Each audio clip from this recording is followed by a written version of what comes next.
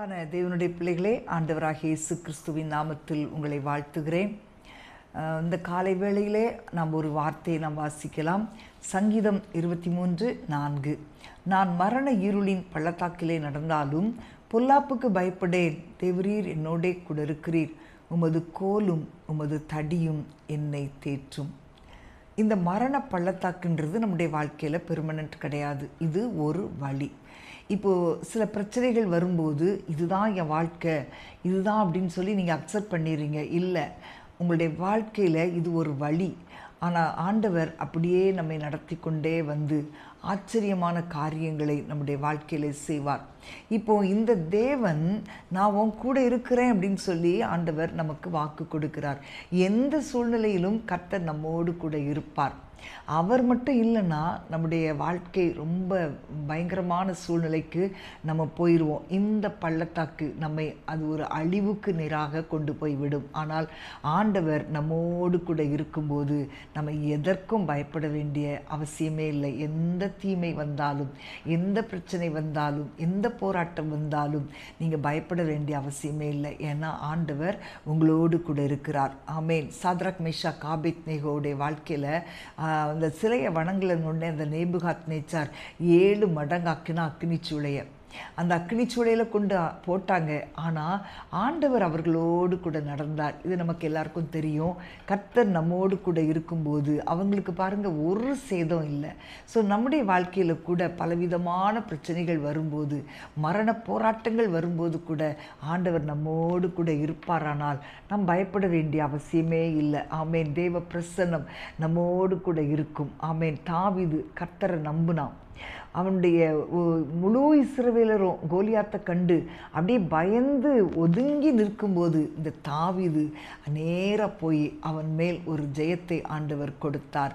ஆண்டவர் நம்மோடு கூட இருக்கும்போது, தாவீதோடு கூட இருந்தபடினால அவனுக்கு ஒரு பெரிய ஜெயம் கிடைத்தது. பவுலும் சீலாவும் பாருங்கள், கட்டப்பட்டு சிறைச்சாலையில் அப்படியே ஆண்டவரை துதித்து பாடினாங்க. கட்டுகள் உடைக்கப்பட்டது.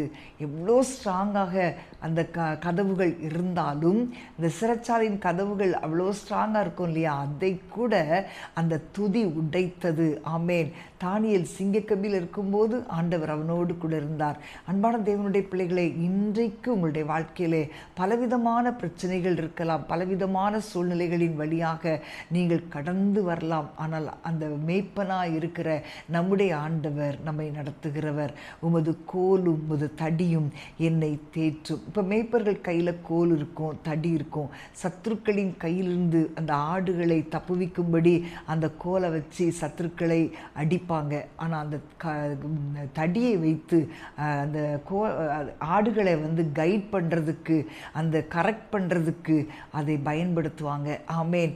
இப்போது யோனாவை திருத்துறதுக்கு ஆண்டவர் என்ன பண்ணார்? ஒரு புயல் அனுப்புனார், மீன் அனுப்புனார்.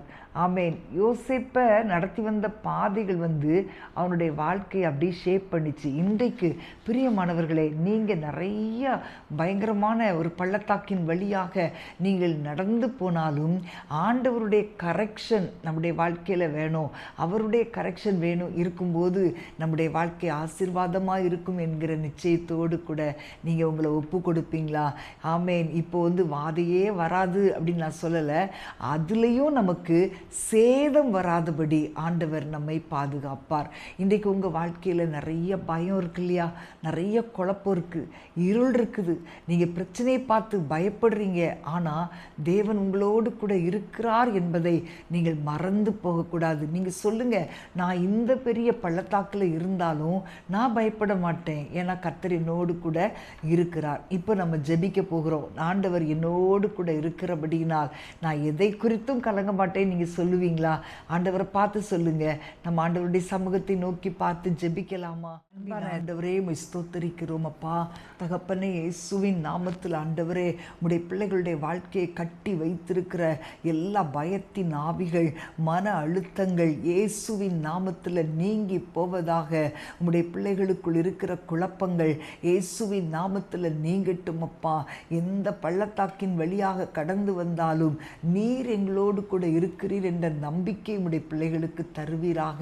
ஆண்டவரே, வாதைகள் வரலாம், சோர்வுகள் வரலாம், குழப்பங்கள் வரலாம், ஆனால் எல்லாவற்றையும் கடந்து போகக்கூடிய ஒரு பலனை கொடுக்கிற கர்த்தர் நீங்கள் உம்முடைய பிள்ளைகளோடு கூட இருக்கிறதற்காக ஸ்தோத்திரம். இயேசுவின் நாமத்தில் உம்முடைய வல்லமை ஒவ்வொருவருடைய வாழ்க்கையிலும் வெளிப்படட்டும். இயேசுவின் நாமத்தில் பிதாவே, ஆமேன், ஆமேன். பிரியமானவர்களே, இன்றைக்கு உங்களுடைய வாழ்க்கையில் ஆண்டவர் ஒரு பெரிய பிரேக் த்ரூ உண்டாக்கப் போகிறார். அது நம்பிக்கையோடு காத்திருங்க. நிச்சயமாக உங்களுடைய வாழ்க்கையில் மாற்றம் உண்டாகும். God bless you.